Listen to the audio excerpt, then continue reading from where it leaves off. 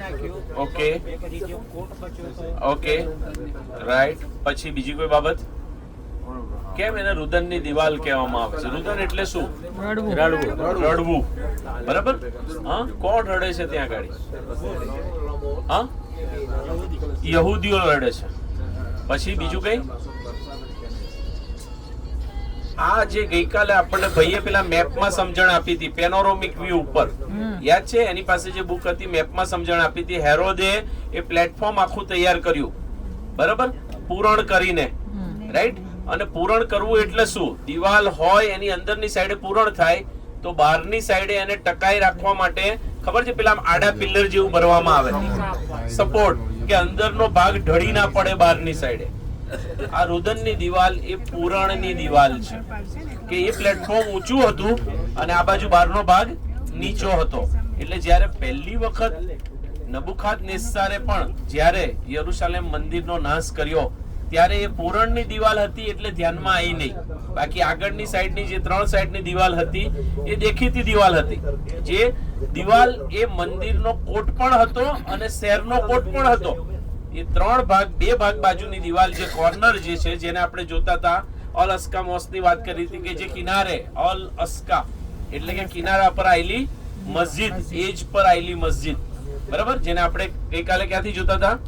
Mount of olive થી. કયા કયા આપણે માઉન્ટ જોયા હતા? માઉન્ટ ઓલિવ, ધેન સામે કોણ હતું? Mount Moriah, then mount Zion, then mount Gentile, then mount Scopus, mount Herzl, જે આજે જોયો આપણે, બરાબર, યાદ રહેશે ને? ઓકે. સો એ પૂરણની દિવાલ હતી અને એ પહેલું મંદિર ડિસ્ટ્રોય થયું ત્યારે પણ ડિસ્ટ્રોય થઈ, મીન્સ સચવાયેલી રહી હતી. બીજું મંદિર ડિસ્ટ્રોય થયું ત્યારે પણ એ સચવાયેલી રહી હતી. અને મેં તમને આગળ કીધું હતું કે 1967 નું જે વોર થયું ત્યારે યહૂદીઓએ એટલે કે ઇઝરાયેલે 3 જગ્યાઓ પચાવી પાડી જે આજે પણ એમના અંડરમાં છે. એક તો મેં તમને કીધી હતી જૂનું યરુશલેમ, પહેલા જોર્ડેનિયન્સના હાથમાં હતું અને પછી એ લોકોએ કેપ્ચર કર્યું હતું. પેલેસ્ટાઇન અને એટલે આપણે વેસ્ટ બેંક જેને કહીએ, ગઈકાલ મેં તમને કીધું હતું સમરૂન અને યહૂદિયા, એ જોર્ડનના હાથમાં હતું, એને એમણે પચાવી પાડ્યું. અને આપણે આવતીકાલે સવારે જઈશું ગાલિલ, ત્યારે હું તમને ગોલાન હાઇટ્સ બતાવીશ. એ ગોલાન હાઇટ્સ જે સિરિયાનો ભાગ છે, આ 3 જગ્યાએ યહૂદીઓએ યુદ્ધ કરી અને એ પચાવી પાડ્યું. ત્યારથી આજ દિન સુધી એ લોકો ખાલી કરતા નથી. યુરોમાં વારંવાર એ ગણગણાટ ઉભો થાય છે કે બીજા કન્ટ્રીઝ વોર કરે અને જીતે તો પાછી એમણે યુનોની જે ઇન્ટરનેશનલ લાઇન ઓફ બોર્ડર છે, લાઇન ઓફ કંટ્રોલ છે, ત્યાં જતું રહેવું પડે છે. તો ઇઝરાયલ કેમ આ લાઇન ઓફ બોર્ડર પર પાછું જતું નથી? આપણે લાહોર પાછું આપ્યું. યસ, આપણે જેમ લાહોર પાછું આપી દીધું પાકિસ્તાન સાથે 1971 ના વોર ની અંદર, ને આપણે આપણી એકચ્યુઅલ બોર્ડર આવીને ઉભા રહી ગયેલા પાછા, બરાબર. રશિયા યુક્રેનમાંથી, હા, રશિયા યુક્રેનમાં એવું જ થશે. ભલે અત્યારે ધડાધડી અંદર એકબીજાના શું કહે શહેરોને આવીને ખલાસ કરતા, પછી એમણે પાછું ઇન્ટરનેશનલ બોર્ડર પર આવીને ઉભું રહી જવું પડે. પણ ઇઝરાયલ બાનું ઇઝરાયલનું જ કાઢે કે એને આપો તો હું આપું. રશિયા આજે પણ એ જ કહે છે ને કે તમે ઇઝરાયલને કેમ પ્રેશર કરતા નથી કે એ જૂનું યરુશલેમનો જે પૂર્વનો ભાગ હતો એ પાછો આપી દે, બરાબર. હા, સમારિયાને, જ્યુડિયા એ પાછું આપી દે. કોને? પેલેસ્ટાઇનને, જોર્ડનને, રાઈટ. એ ગોલાન હાઇટ્સ કેમ એ સિરિયાને પાછું આપતા નથી? અમેરિકાને પેટમાં દુખે છે. હા, અને એટલે નાટો જે છે, સમજો, યુનોની અંદર નાટો, બરાબર, એ જે 7 જેને કહેવાય કે 7 મોટી કન્ટ્રી જે છે, બરાબર, એ 7 કન્ટ્રીની પાસે એ સત્તા છે કે 7માંથી કોઈ પણ કન્ટ્રી એમ કે ના આના વિષય પર ચર્ચા નથી કરવી તો આખું યુનો પછી એના પર ચર્ચા કરે નહીં, બરાબર. 7 મહાસત્તા જેને આપણે કહીએ, રાઈટ. અને એટલે વારંવાર અમેરિકા શું કરે છે? એ વીટો વાપરે છે, રાઈટ. એ નાટોની અંદર એ વીટો વાપરે છે કે આ મુદ્દે ચર્ચા નથી કરવી, બંધ કરો. ખ્યાલ?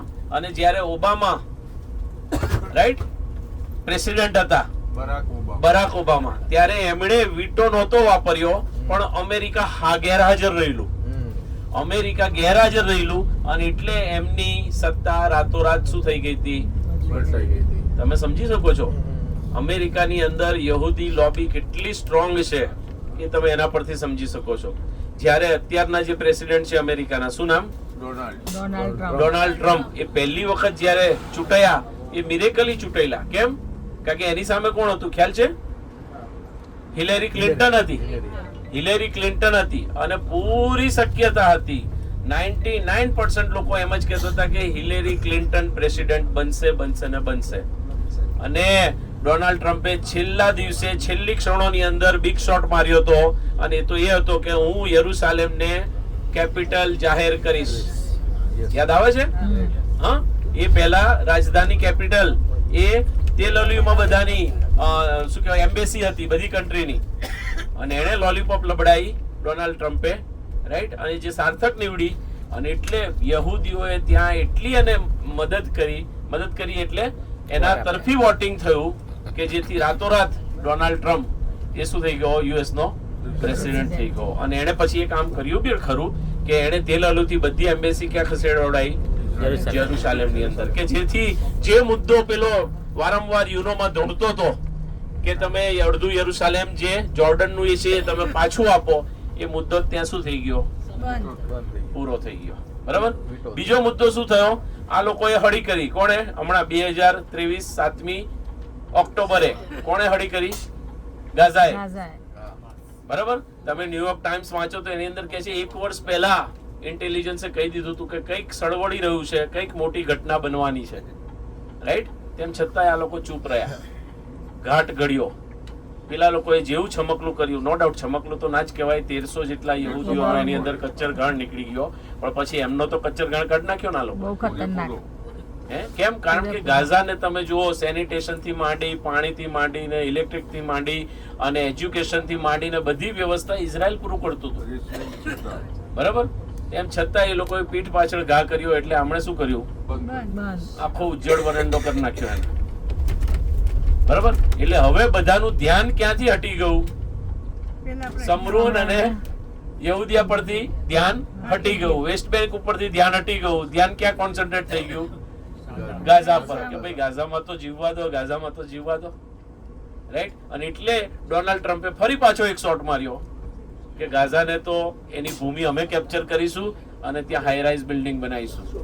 ગાઝાને અમે વર્લ્ડ ફેમસ બનાવી દઈશું. એક લોલીપોપ લપડાઈ, એનો મતલબ શું થયો? કે ગાઝામાં હવે પેલેસ્ટાઇનનો પણ ભાગ નહીં. અને એટલે યુરોની અંદર હવે પેલેસ્ટાઇનને કન્ટ્રી તરીકે સ્વીકારવાની ઇઝરાયલ, અમેરિકા ના પાડે છે. ખ્યાલ આવે? આ વર્લ્ડ જેને કહેવાય કે પોલિટિક્સ છે આ, રાઈટ? એ સમજીએ ત્યારે આપણને ઘણી ખરી રીતે ખબર પડે કે ઈશ્વર આજે પણ કામ કરી રહ્યા છે. કેમ? કારણ કે એ ભવિષ્ય વચનો એની અંદર પૂરા થવાના છે, એની અંદરથી એ ભવિષ્ય વચનો આગળ વધવાના છે, રાઈટ? તમારી સામે જૂના યરુસાલેમનો કોટ છે, રાઈટ? ઓલ્ડ યરુસાલેમનો, જૂના યરુસાલેમનો કોટ તમારી સામે છે, રાઈટ? અને અહીંયા જે આ દરવાજો દેખાશે આગળ, યા દમસ્કસ ને, યા દમસ્કસ ગેટ અહીંયા નીચે છે. ઓકે.